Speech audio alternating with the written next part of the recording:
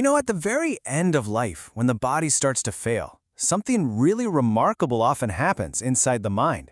People start having these incredibly vivid, meaningful dreams and visions. For the longest time, medicine just wrote these off as, confusion or a symptom of the disease. But what if there's something more? What if they are a fundamental part of the dying process itself? So where did this all begin? It started with a single encounter. A young doctor, Christopher Kerr, was new to hospice care, and he was checking on a patient. He was, laser focused on the medical chart, all the physical symptoms, but a veteran charge nurse named Nancy, she saw something else entirely. Her words were so blunt, and for Dr. Kerr, they just completely contradicted everything he had ever learned in medical school. Nancy's simple, confident observation sparked a question that would basically define Dr. Kerr's entire career. Was she just being cynical? Or was this incredibly common experience, dreaming of loved ones who've passed away? Was this actually a meaningful part of dying? Something his training had completely, utterly missed? Now, to really get why this was such a bombshell of an idea, you have to understand the world Dr. Kerr came from. He was trained in a system that often puts a huge wall between doctors and the deeply personal, subjective experience of dying. Okay, let's kind of break this down. On one hand, you have traditional medical training, right? It's all about fighting disease, finding a cure. From that viewpoint, death is a failure, and a patient's inner visions, well, they're just symptoms, like delirium. But hospice, on the other hand, has a totally different philosophy. It looks at the whole person, the whole human experience, and sees dying as a natural process where these very personal moments can have profound meaning. Dr. Kerr was already feeling this massive disconnect himself. He was getting so frustrated by a system that seemed to care more about paperwork and procedures than it did about patients as actual people. He was looking for a more genuine, more connected way to practice medicine, and that's what led him, almost by accident, to a weekend job at Hospice Buffalo. So, fueled by that initial skepticism and this growing curiosity, Dr. Kerr and his team decided to actually study these experiences formally. And what they found? Well, it was absolutely astonishing. This wasn't some rare fluke thing you hear about once in a while. The vast majority of their patients, we're talking more than 80%, reported having at least one of these incredibly vivid end-of-life dreams or visions. This was a near-universal human experience. Okay, so if this is happening to almost everyone, what are these dreams actually like? What are people seeing and feeling in their final days and weeks? A lot of the dreams are just incredibly comforting. They reconnect people with their most important relationships.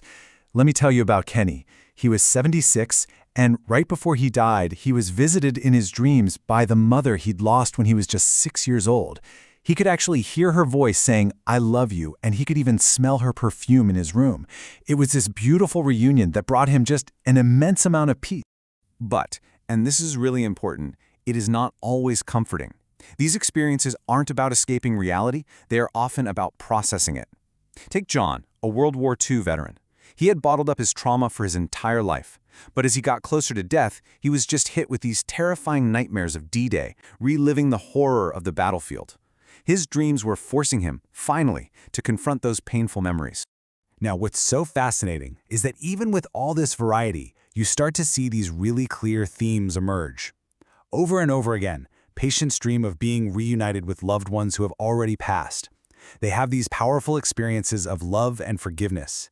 They revisit key memories from their lives, they reconnect with what mattered to them, and so often they feel like they are preparing for some kind of trip or a journey. It's like their mind is conducting a life review. And this life review isn't just passively remembering things. What the research shows is that these dreams have a profound therapeutic purpose. They actively work to heal old wounds and bring a sense of resolution and peace before life ends. Let's look at Tim's story, because it just illustrates this perfectly. He was 73, and his entire life had been kind of shadowed by this deep insecurity he felt growing up during the Great Depression. This was a deep psychic wound that he had carried with him for decades. So his end-of-life dreams began to systematically heal this wound. It's amazing. In one vision, he walked through his childhood home. He saw his mother praying, which for him was a symbol of his family's strength. Then, his best friend showed up with a baseball, representing a normal, happy childhood. And finally, he saw his father with a wheelbarrow, a powerful sign of dignity and having work again. So you see what happened here? It's incredible.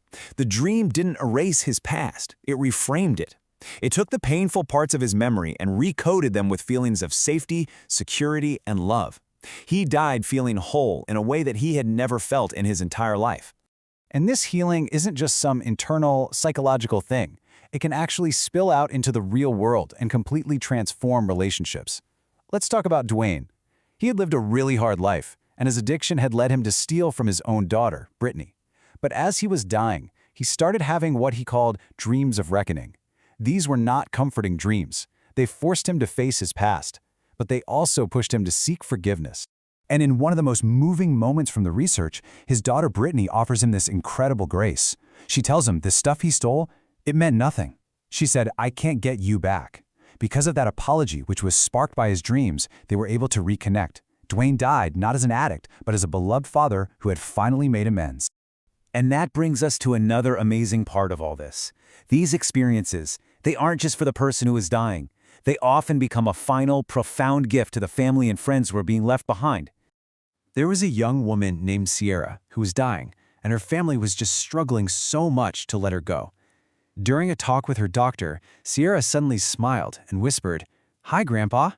She was seeing a vision of her beloved grandfather.